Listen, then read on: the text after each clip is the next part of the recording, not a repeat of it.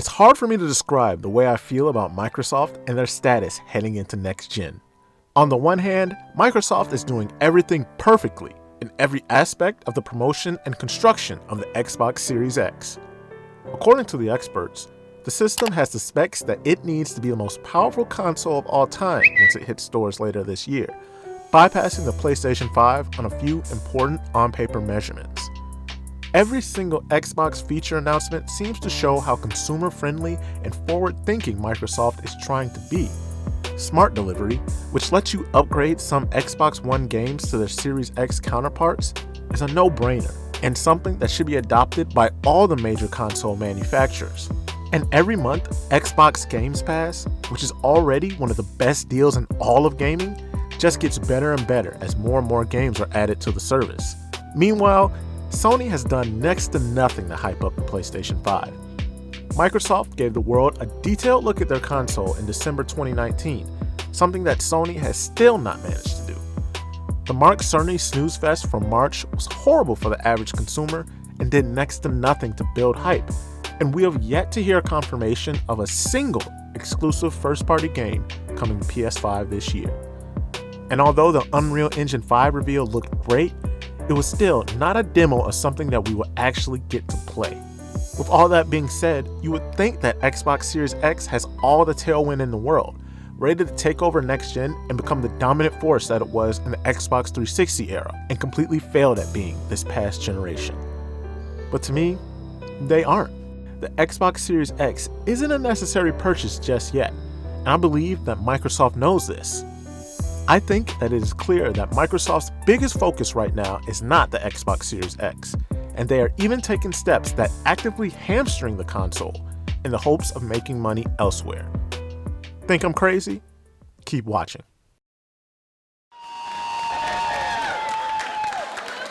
The wait is over. Xbox One is live. The transformation that we have seen Xbox go through this past generation is, honestly, pretty freaking amazing. They have gone from the villains of the gaming industry, a tone-deaf company that was completely out of touch with the wants of the community that it's trying to attract, to arguably one of the most consumer-friendly companies in all of tech. Remember the DRM always-on debacle from the Xbox One reveal, and the incredibly awkward and frankly offensive way that Don Mattrick talked about his own fans just a few years ago? It's hard to imagine that today's Xbox is the same company that made all of those mistakes. The second half of current gen has been strong for the company, and under Phil Spencer's leadership, they have taken steps to undo pretty much each and every misstep from the past. But despite all of the changes that Phil has been able to enact over the past few years, Xbox as a brand has not been able to recover just yet. You see, the console business is notoriously risky and competitive. Gamers are very fickle, and poorly planned features can cause a company to miss out on millions in revenue. Of course, the game console itself is never the big moneymaker for a manufacturer. The boxes themselves tend to be sold at a loss or close to it, so that consumers can invest in the things that will make the companies the most money: subscriptions and software. And I believe that this idea is what is driving all of Microsoft's decisions over the past few years. Because remember, think about the stakes that Microsoft is facing. If gamers don't buy their console as much as they used to, then that means that fewer people are buying subscriptions, fewer people are getting Xbox Live, and fewer people are getting into their games. I believe that Microsoft took a hard look at the situation they faced with the Xbox One and decided that something had to change. I don't think they want all the millions that they collect from subscriptions and services to be locked behind the purchase of a console, and want to lower the barrier of entry so that everyone is their customer, not just the people that decide to shell out $500 at launch. And this frame of mind is clearly displayed in the decisions that the company has made with their software. You see, Microsoft is clearly moving away from the idea of Xbox the console and towards Xbox the platform. They don't care which box you buy your games on, as long as you are paying them for your games. This is seen by the presence of Xbox Game Pass on PC. This idea is seen in the company's promise that all of its exclusive games will come to Game Pass day one, and most importantly, in their decision to ensure that Xbox exclusives will be accessible by all Xbox consoles and PC for the next few years.